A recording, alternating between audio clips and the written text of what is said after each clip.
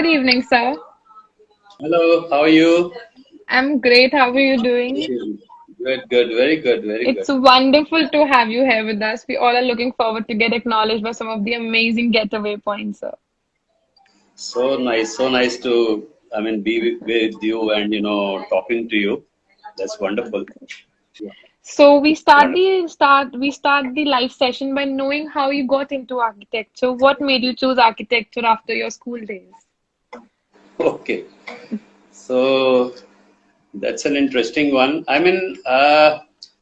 don't know, but right from my school days, I had a fancy for architecture as such. I suppose one of my uncles was an architect, and I may have kept on seeing his drawings when I was very young, and may have been impressed or influenced by them. So probably down the line, maybe when I was in my early eighth or ninth class, I decided that I will become one architect, one day. Oh, So that's too early to that was my decide. inspiration. Yeah, Okay. So you've been yes. deciding it too early, like these days Yeah, students it don't just come so up that happened, early just with so happened. resolution. Yeah, and an interesting thing is that, in those days, it was, admission to architecture colleges was based on what we called 11th class, at that time. It was not a Okay. 10 plus 2 10 system, plus 2. and 11th class was the base class for architectural programs. But my father did not want me to become an architect. He was interested that I become some engineer, some civil engineer. At the base class for that was Okay. 12th, you know. And I had to do 1 year, after 11th, I had to do 1 year of 12th just on my father's insistence. And then when, that was a waste year for me, but it helped me a lot, of course. Whatever you learn, you gain from it. But that was the year, which was wasted. But I still got admission based on my 11th class, results.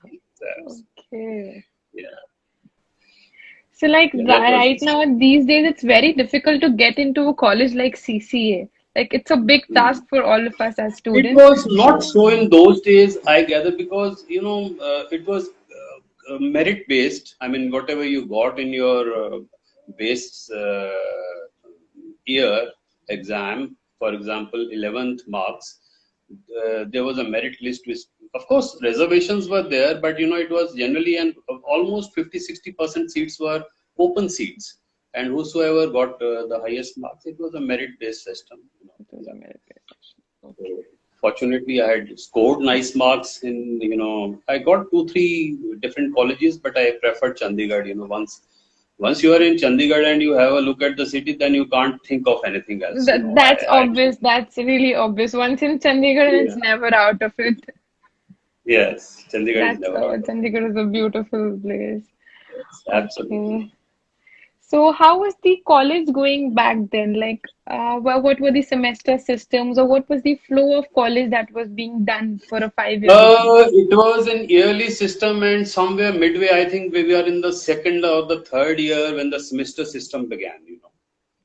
Previously, it was an yearly system. Yearly Every system. year you had to clear the exams and go ahead. So I think I was in the second year, most probably, when this semester system was introduced. And yeah, that was the system now after that. Okay. And back then, without working, like without having softwares like AutoCAD, how was the design processes used to go?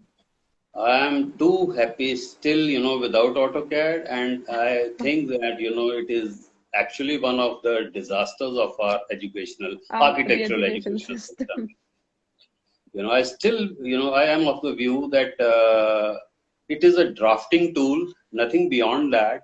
And we have assumed that it can design for us and do so many other things, CAD, computer aided design, it should not be computer aided design, it should be computer aided drafting, according to me. Yeah. We have, somehow exalted it to such a Becomes pedestal, a design. and we don't know how to go about it. Still, I think, most of the architects, they have to take a paper and pen and, put a thought to it, and then they can go to the AutoCAD thing. Yeah, Otherwise, how can you? that is always obvious that we need to take a paper and pen for starting the work. But then Yeah. making big designs without CAD is something which No, is yeah, it is actually, it is, of course, we are all using CAD, we are too happy doing it. But the initial concept formation and the start of the thought process, and in my case, to quite an extent, I come to the stage of, say, uh, pre-drafting the working drawings, and then we put it onto the AutoCAD, it's AutoCAD. like that. So even the thinking process of working out the whole thing has to be done, on paper and pen. At least in my case, that's how I see it. So one of our participants are saying that thinking and imagination power is decreasing due to technologies. Also, I had one question that like today we students are surviving on Google and Pinterest. So what was the Hmm. alternate before? And do you think that technology has actually stopped their creativity? So true. I mean, see, the gentleman is feeling it and saying it so, and I am advocating the same thing. Yes, it is actually reducing our power to, create something fancy. Now, what we are doing is we are, what you call, we are assembling things, which are pre-existing, and we might have looked at them, or when we start the design process, we start looking for them, we search. But unless you have something of it, inbuilt into you, or you are trained to, wear your way around it, then the same thing, once it comes, done up form in front of your eyes, it's very difficult to change that thing. You adopt it. Lack of time, laziness, whatever creeps in, you adopt it and you just push it through. Okay, the presentation is done. But eventually, you are not adding to the creative processes. Processes. True, very true. That's where I feel, we lack. And it's never too late to mend. I always advocate in all the colleges that you please 1 or 2 years at least give it to the drawing board, and then let it, lie in its sleeping form, and then you can take up the computers whenever you wish. Computers are going to be there in any case. Yeah, Okay. maybe. So also like now you have been a student since like from a very good college like CC, and now you're being a teacher at many good institutions. So what do you think that how was the teacher-student relation back then, and what's Okay. the as compared to today? And were you given redos as we're given now in architecture colleges? Okay. See, I was very lucky. We all were very lucky at that time that we had a very great gentleman as our principal there, Mr. Aditya Prakash. Okay. He was a very different kind of a teacher. I mean, he never emphasized on us getting marks and, coming first or coming second or coming third. He was never interested in that. And he always had a larger vision. He really knew how to give us freedom, and how, to be, make us be on our own thing.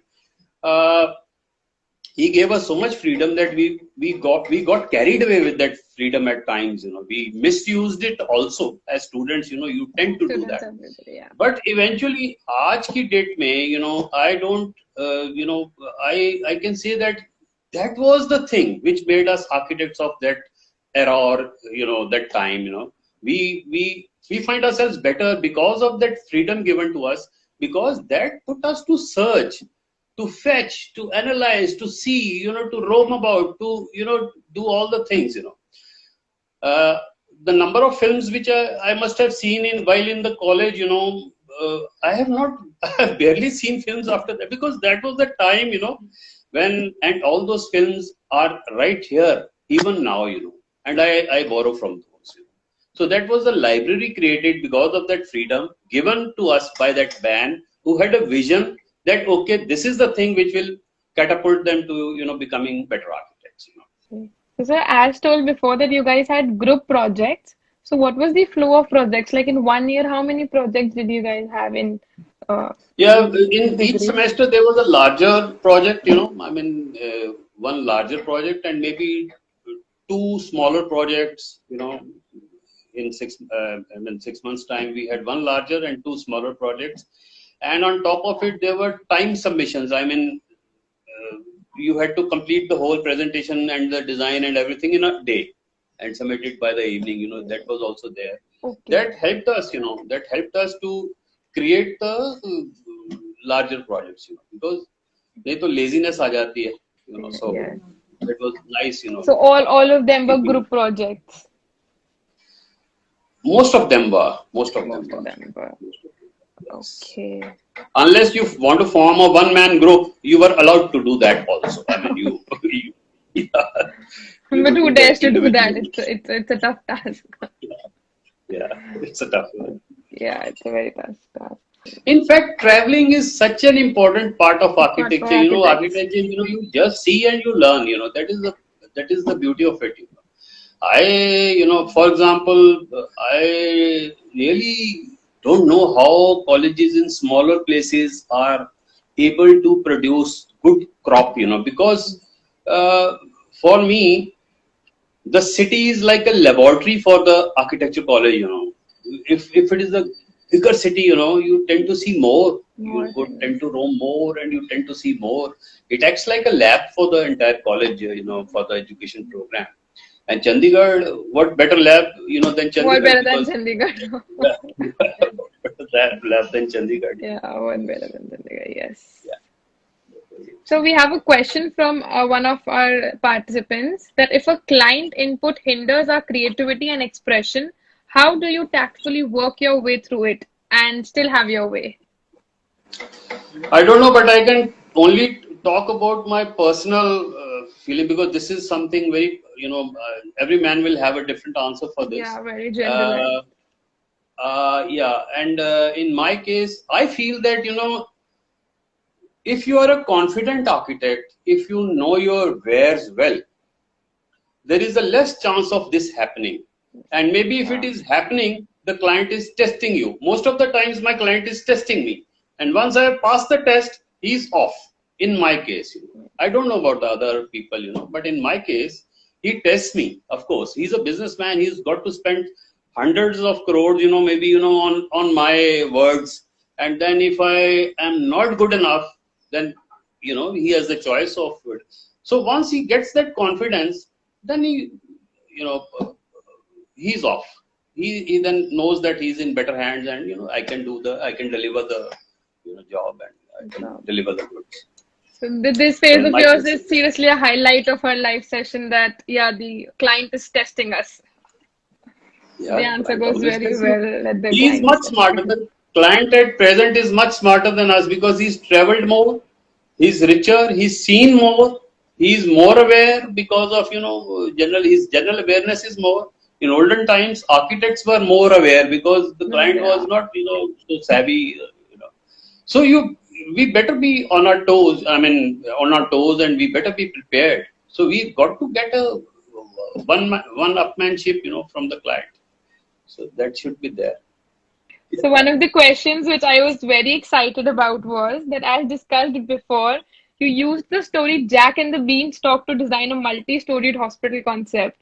So I really wish to know No, more not about it. hospital. It was a hotel building, Oh, sorry, and hotel concept. yeah, Yeah. yeah. The concept actually, I don't know whether it was based on the story or the story was based on it, but eventually both intertwined, and I thought that let me create a hotel which in the which the rooms are going like in a spiral way, and consequently terraces are being created for each room, like a extension of the room itself, and the room below has a provides a terrace to the room, and and the whole thing goes. And then eventually, when we were looking at the building, I remembered this story, and I said, yes, whenever somebody asks me, we'll tell we got the concept from the story, but it is the other way around.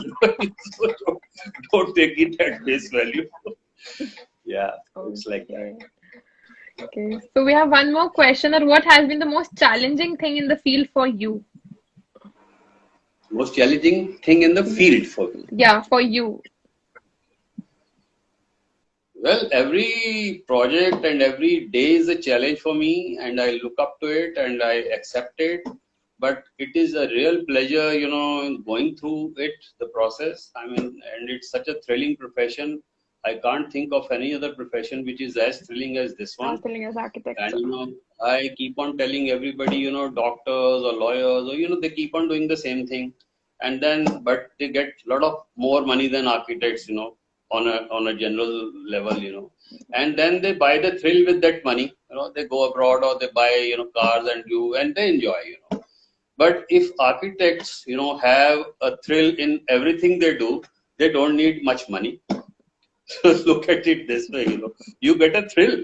Ultimately, you're going to buy thrill with that money, and you get that thrill, while doing the profession.